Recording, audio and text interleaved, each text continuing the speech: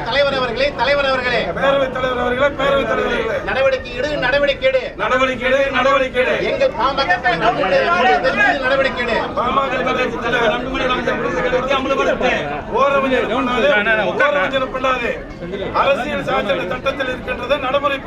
மருத்துவர் அன்புமணி ராமதாஸ் ஐயா அவருடைய கடிதம் 2 மாதங்களுக்கு முன்பு சட்டமன்றத்துடைய மாண்புமிகு பேரவைத் தலைவர் அவர்களுடன் மாண்புமிகு பேரவை செயலாளரிடமும் நமது சிவகுமார் அவர்கள் சட்டமன்ற கொறடாவாக அங்கீகரிக்கப்பட்ட கடிதம் கொடுக்கப்பட்டுள்ளது.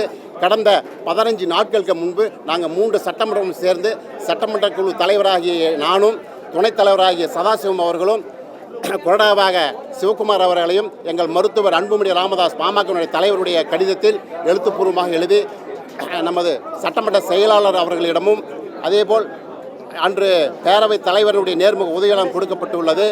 நாங்கள் நேற்று நடைபெற்ற அலுவல் ஆய்வுக் கூட்டத்திற்கு அழைப்பு வரவில்லை என்று 2 நாட்களாக கேட்கும் பொழுது நாங்கள் பரிசீலனை செய்கிறோம், மாண்புமிகு சபாநாயகர் அவர்கள் உங்கள் மனு மீது பரிசீலனை செய்கிறோம் என்று சொன்னார்.